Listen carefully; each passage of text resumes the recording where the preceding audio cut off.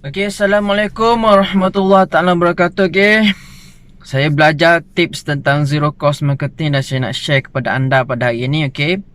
Ada 6 perkara saya nak share hari ini. Dengar betul-betul. Okey, baik.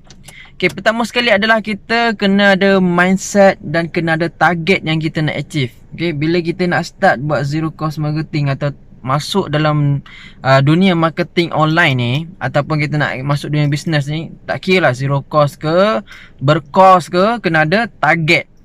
Dan target ni kena ada magic numbers yang kita nak achieve by tahun, by month, by week dan juga by day.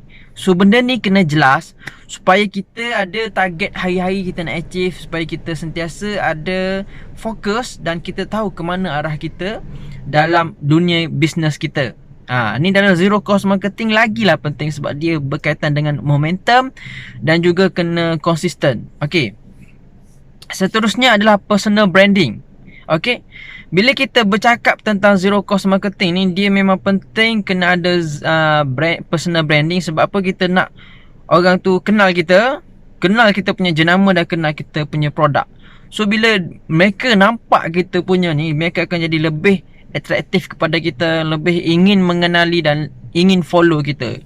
So kita ada satu nilai yang dia orang nak follow, kita punya value ataupun kita punya topik yang mereka nak ikut kita. Okay, next adalah kita pergi kepada konsep yang dipanggil tiruvasi. Okay, tiruvasi sangat famous dalam dunia online marketing. Kenapa tiruvasi ni? Konsep dia lah kita tengok apa yang orang lain buat dan kita tiru cara dia tapi sedikit ubah. Okay, kalau kita dah ada produk dan kita dah ada, cuma kita zero ataupun kita blur apa yang kita nak buat, kita tiru dia punya copywriting, dia punya gambar ataupun dia punya video kan, ayat dia orang. Ataupun kalau kita daripada zero, produk pun tak ada, kita boleh tengok, oh produk macam ni boleh buat, cuma sedikit ubah sesuai dengan kita punya taste dan sesuai dengan kita punya branding, kita punya personality dan sebagainya lah. Itu tiruvasi. Kita tiru apa yang orang buat tapi kita sedikit ubah. Okey. Seterusnya adalah ini adalah core kepada zero cost marketing, iaitu luaskan kita punya reach. Kalau dalam Facebook, banyakkan dalam group, posting-posting dalam group kan.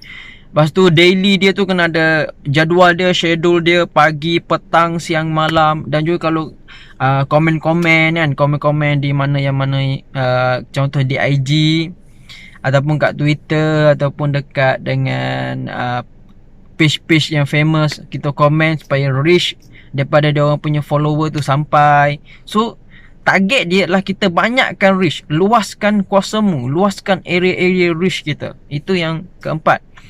Yang kelima adalah ni antara core juga, iaitu buat hari-hari. Kan macam saya kata tadi, kena ada target, kena ada magic numbers. So yang kelima ni is about buat hari-hari.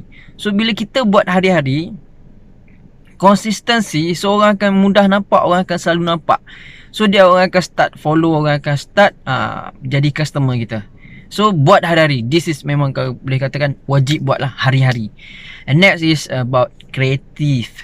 Kreatif. Bila kita cerita pasal kreatif, sesuatu yang unik, yang buat orang rasa tertarik, yang orang rasa special, yang orang rasa macam lain daripada yang lain, yang buat orang nak, macam kita cakap tadi, orang nak subscribe dengan kita, orang nak follow kita, orang nak tahu lebih lanjut tentang kita. So unik dan kreatif sangat penting juga. Semua penting lah, 6 perkara ni semua penting lah. So you kena buat 6 perkara ni, saya juga kena buat 6 perkara ni supaya orang look and orang perasan, oh kita ni special pada orang lain. Okay, 6 perkara. Okay, thank you. Assalamualaikum warahmatullahi wabarakatuh.